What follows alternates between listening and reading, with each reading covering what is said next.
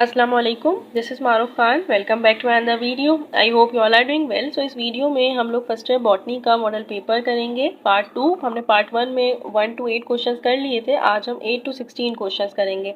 Board of intermediate ने model paper दिया था फर्स्ट ईयर बॉटनी का। इसके हम सेक्शन बी का हम पार्ट 2 स्टार्ट करेंगे। Short question answers. नंबर 9 दिया हुआ है, give botanical names of any 4 of the followings. ये बॉटनिकल नेम्स आपके पेपर में नहीं आ सकते हैं क्योंकि आपकी बुक में दिए हुए ही नहीं है बॉटनिकल नेम्स, तो ये आ नहीं सकते हैं। बट इन्होंने दे दिए हैं तो यहाँ मैंने नेम्स लिख दिए हैं, बट ये नहीं आएंगे इंशाल्लाह क्योंकि आपकी बुक में बॉटनिकल नेम्स नहीं है। क्वेश्चन नंबर 10 है, describe the classification of bacteria on the basis of their shape. तो क्लासिफिकेशन ऑफ बैक्टीरिया शेप पे हुई थी। एक था कोकाई, बेसिली, स्पेला, विब्रियो, स्पाइरोकीट्स। तो ये थी इसकी क्लासिफिकेशन। कोकाई क्या होते हैं कि इसमें फ्लैजिला नहीं होते, ये नॉन फ्लैजिलेटेड होते हैं, स्फेरिकल इन शेप होते हैं। बेसिलाई रॉड इन शेप होते हैं। स्पेला तो आपको पता है डीप कर्व्ड होते हैं from the middle of the body. और विब्रियो एक क्या होता है कि स्लाइटली कर्व्ड होते हैं, बैक्टीरिया लाइक कोमा लाइक। और स्पाइरोकीट्स वो होते हैं जो लॉन्ग सिलेंडर शेप होते हैं। सो ये क्लासिफिकेशन है बैक्टीरिया की on the basis of shape. Question number 12 में आपको ये बताना था कि कितने एटीपी और एनडीपीएच रिक्वायर्ड होते हैं for 1 carbon, 3 carbon, 6 carbon and 12 carbon. ये आपको दी हुई है केल्विन बेंजल साइकिल। और केल्विन बेंजल साइकिल में आप लोगों को बताया हुआ था कि ये इक्वेशन होती है, या इक्वेशन आपको बताई हुई थी। और उसमें उन्होंने कहा था कि 3 कार्बन डाइऑक्साइड RuBP से जब रिएक्ट करते हैं, बाइंड होते हैं Rubisco enzyme in the presence of Rubisco enzyme, तो हमारे पास G3P बनता है। अब क्या होगा कि एक इक्वेशन के लिए 3 कार्बन डाइऑक्साइड के लिए 3 कार्बन के लिए 9 ATP NADPH प्लस H होता है, लाइक NADPH2 जिसको हम कहते हैं NADPH2। तो अगर 3 कार्बन को रिक्वायर होते हैं 9 ATP एंड 6 NADPH2, तो 6 कार्बन को इससे डबल होंगे। तो हम क्या करेंगे, 9 2 18 और 6 2 12। 1 कार्बन, अगर 3 कार्बन को 9 चाहिए तो 1 कार्बन को आप डिवाइड कर दें, 9 को डिवाइड कर दें 3 से। तो क्या होगा कि 1 कार्बन को रिक्वायर होंगे 3 ATP एंड 1 कार्बन को रिक्वायर होंगे 2 NADPH प्लस H। अब है 12 कार्बन, तो 12 कार्बन है, आप क्या करेंगे, 3 4 से 12 होता है, 4 को मल्टीप्लाई कर दें 9 से, तो आपके पास आंसर आएगा कि 12 carbon require 36 ATP and 24 NADPH plus H। सो ये थी। अगर इसमें कुछ भी आ जाए, कार्बन में आपको कुछ भी बता दें, तो आप बिल्कुल आसानी से कर सकते हैं। ये इसका आंसर ऐसे होगा। 13 why features allow fungi to survive in all environment where life is possible। तो वो कौन से फीचर्स हैं जो फंजाई को अलाउ करते हैं कि वो सर्वाइव कर सके सारे के सारे इन्वायरमेंट में जहाँ पे लाइफ पॉसिबल है ही नहीं। करेक्टर्स होते हैं जो उनको मदद करते हैं कि वो सर्वाइव कर सकें हर इन्वायरमेंट में। उसकी क्या होती है, एक होती है माइसीलियम।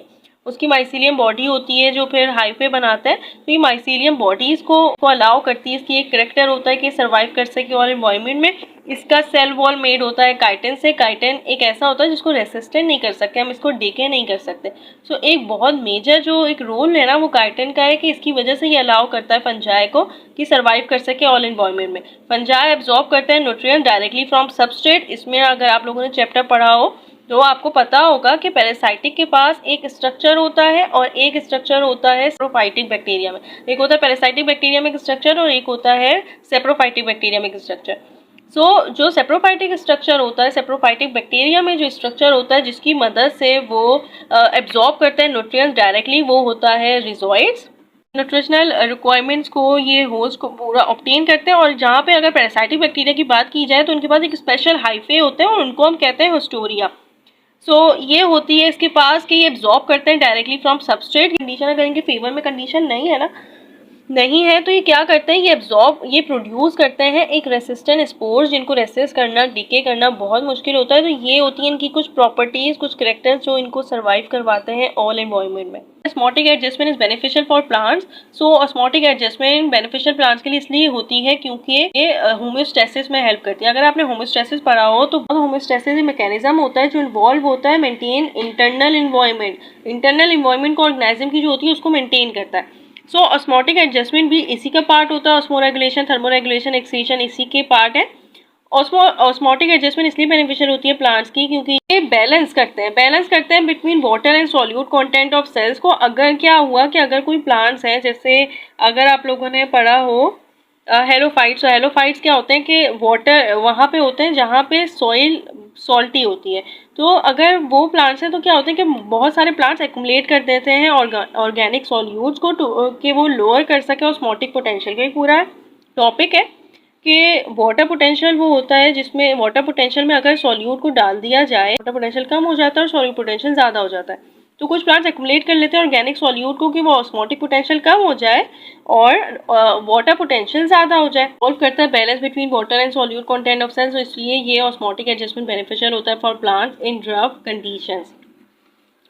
क्वेश्चन नंबर 15 है, what do you mean by positive and negative sense virus. तो पॉजिटिव और नेगेटिव सेंस वायरस में क्या होता है कि ये दोनों ही सिंगल स्टैंडर्ड आरएनए हैं, दोनों ही इसमें कोई डिफरेंस नहीं है, ये सिंगल स्टैंड आरएनए है। इसका ये मतलब होता है कि आरएनए फंक्शन करता है एज मैसेंजर आरएनए और फिर डायरेक्टली ट्रांसलेट हो जाता है होस्ट सेल में, इसमें ट्रांसक्रिप्शन नहीं होती, इसमें ट्रांसक्रिप्शन नहीं होती। कि नेगेटिव सेंस वायरस वो वायरस होते हैं जो एंटर हुए पहले होस्ट सेल में, देन उन्होंने अपने आरएनए से उन मैसेंजर आरएनए बनाया और फिर ट्रांसलेशन होती है, मतलब ट्रांसलेशन वो प्रोसेस से प्रोटीन सिंथेसिस होती है। तो ये इसमें डिफरेंस होता है कि ये मैसेंजर आरएनए के तौर पे खुद ही बिहेव करता है, पॉजिटिव सेंस वायरस में आरएनए खुद बिहेव करता है, जबकि नेगेटिव सेंस वायरस में उसको प्रिपेयर करना पड़ता है फ्रॉम आरएनए।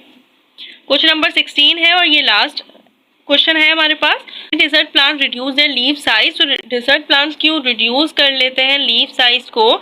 क्या होता है कि डेजर्ट प्लांट्स के पास वाटर की शॉर्टेज होती है। अब जब वाटर की शॉर्टेज होती है ना तो इनको कुछ एडेप्टेशंस हैं, कुछ कैरेक्टर्स हैं जो अडॉप्ट करने होते हैं। अब क्या होता है कि ये ना रिड्यूस कर लेते हैं अपने लीव्स को, जिसको हम एक स्ट्रक्चर कहते हैं कि ये अपने रिड्यूस कर लेते हैं लीव्स को इनटू स्पाइंस। अब क्या होगा कि जब डेजर्ट प्लांट्स के पास स्मॉल लीव्स है ना तो उसकी वजह से जो मॉइस्चर रिड्यूस हो रहा था ना ड्यूरिंग फोटोसिंथेसिस वो नहीं होगा, वो मॉइस्चर रिड्यूस नहीं हो रहा। क्या हुआ कि ट्रांसपायरेशन भी बहुत कम हो रही है। जब लीव्स का सरफेस एरिया बहुत कम है तो इसका मतलब यही है कि इनकी ट्रांसपायरेशन बहुत कम हो रही है, वाटर लॉस बहुत कम हो रहा है। सो इसकी वजह से ये होता है कि ये ट्रांसपायरेशन कम होती है, वाटर लॉस कम होता है, इसकी वजह से ये जिंदा रह पाते हैं, इनको ये एडेप्टेशंस अडॉप्ट करनी पड़ती हैं। So that's it. अल्हम्दुलिल्लाह हमने बॉटनी फर्स्ट ईयर का पूरा मॉडल पेपर कर लिया है। इंशाल्लाह अब हम स्टार्ट करेंगे फर्स्ट ईयर ज़ूलॉजी का मॉडल पेपर।